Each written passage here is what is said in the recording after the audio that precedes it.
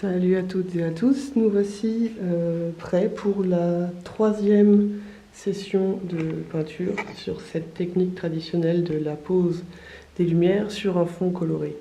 Donc dans un premier temps, on a laissé la peinture reposer une petite nuit. On voit à son aspect qu'elle est encore un peu brillante du médium. J'ai attaqué la chevelure beaucoup plus tard, du coup quand je pose le doigt, je sens que ça...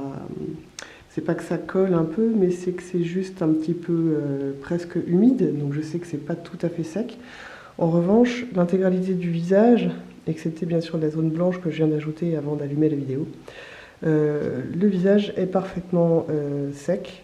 Ça ne laisse rien sur mes doigts, alors pas ces taches là qui ne me viennent pas de cette peinture, hein. Mais là vous voyez que il n'y a rien. Donc, je peux retravailler dessus. Alors,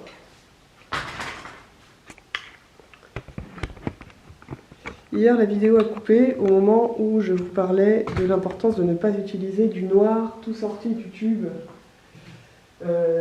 Pour une simple chose, en fait, c'est que ce soit le noir d'ivoire ou le noir de fumée ou même le noir d'oxyde, en fait, si vous l'utilisez sur un visage, surtout une fois que vous avez posé déjà les lumières, que vous travaillez dans le mouillé, c'est-à-dire que vous n'attendez pas que le noir sèche pour travailler avec, et ben ça va vous bleuter complètement le truc. C'est-à-dire qu'il y a des noirs, bleuter ou rougir, ça dépend des noirs.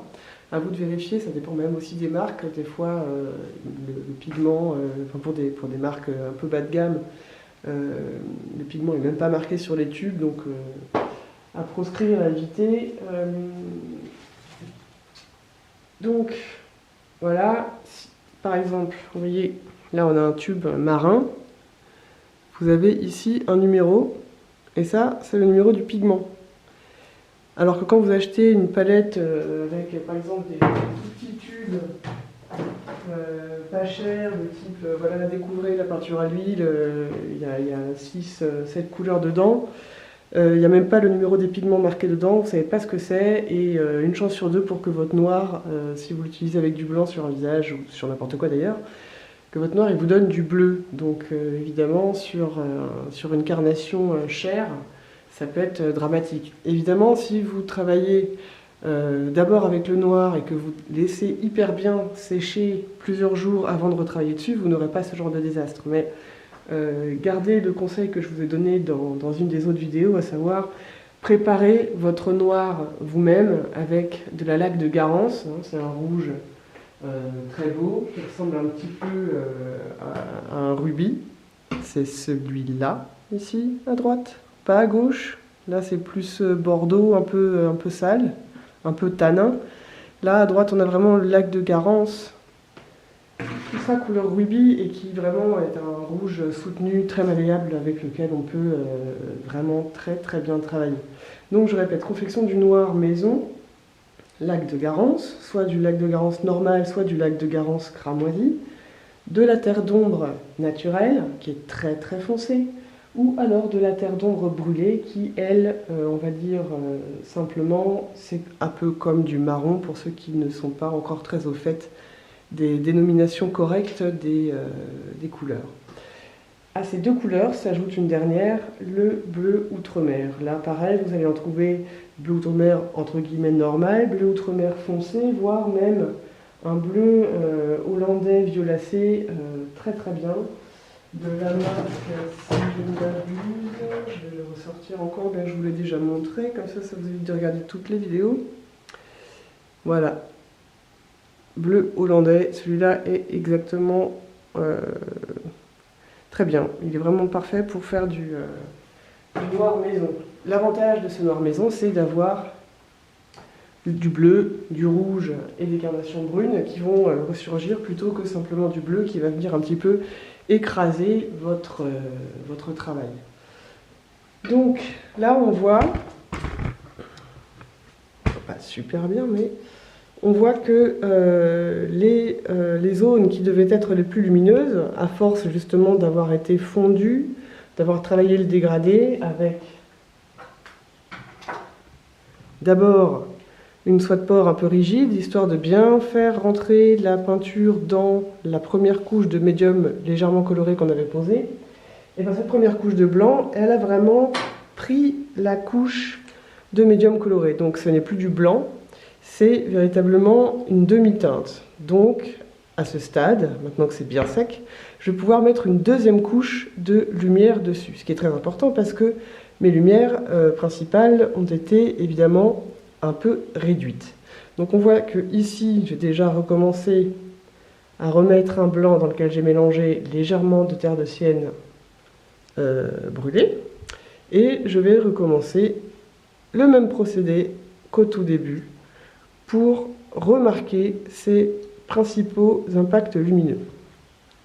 Une fois que j'aurai fini ça, je vais pouvoir me concentrer sur l'ombre portée ici, que je vais devoir fortifier un petit peu, c'est-à-dire je vais devoir la rendre un peu plus lumineuse.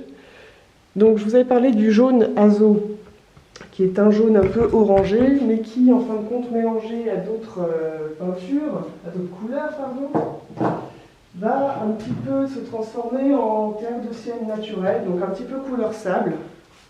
Je remontre, voilà, la marque Van Gogh. Quand on veut un orange vraiment très lumineux, on va plutôt utiliser non pas du jaune primaire qui sera un peu verdâtre, mais du jaune de cadmium. Le jaune de cadmium, c'est un petit peu ce qu'est le lac de Garance au rouge. C'est vraiment le top du top pour la luminosité. Évitez toujours de prendre quand vous voulez faire du orange, ne prenez pas non plus les oranges du commerce déjà toutes faites en tube.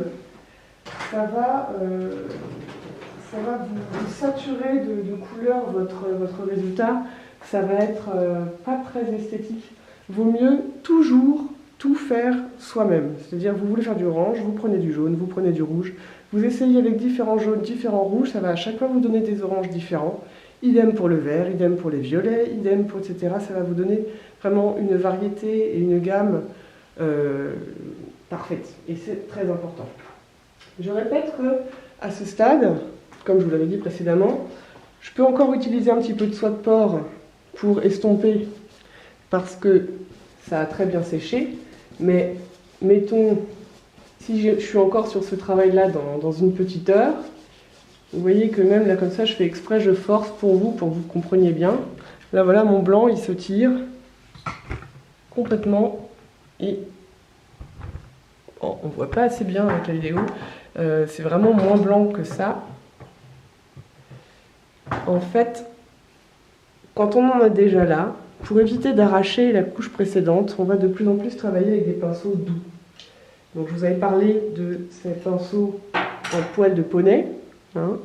Ça c'est une marque Rostfret, je crois. Oui, c'est ça, Rostfret. Edelstahl. Là, on a la marque Manet. Manet Pony. Hein, c'est marqué là en gros. Pony, poil de poney. Il y a aussi des pinceaux blancs, j'en ai pas là à vous montrer, qui sont en poil de chèvre. Poil de chèvre, c'est très doux aussi. Par contre, méfiez-vous, ils vont partir plus facilement du talon. Je rappelle, le talon du pinceau, c'est ça. Ça, c'est du blaireau. Blaireau, c'est très bien aussi pour faire les estompés. C'est en fait à mi-chemin entre la soie de porc et le poil de poney. Le poil de poney, il est vraiment presque aussi doux qu'un pinceau de maquillage. Hein. Ça, c'est entre les deux. C'est un peu plus rigide, vous voyez, qui reprend sa forme initiale assez rapidement. Et vous avez d'autres pinceaux qui sont vraiment merveilleux, sauf qu'ils sont extrêmement onéreux, ils sont très chers. C'est tout simplement les poils de martre. Et là, la martre, avec ça, vous pouvez vraiment et faire des glacis, et étirer votre peinture sans arracher la couche précédente. C'est vraiment parfait. Par contre, il ne faut pas non plus oublier d'être attentif, c'est-à-dire que si vous voyez qu'à un petit endroit ça n'estompe pas assez, n'hésitez pas à revenir à un poil plus rigide. Donc reprenez une soie de porc. Hein. Ayez toujours également une soie de porc bien propre à côté de vous, si jamais vous allez trop loin, si vous voulez arracher une petite couche de peinture, d'accord? Ça c'est important. Je répète que le pinceau estompeur doit être gardé propre, toujours avec soi, et qu'on a, à ce stade, un pinceau pour la lumière, un pinceau pour l'ombre, et un pinceau pour estomper. Voilà, bah écoutez, à bientôt!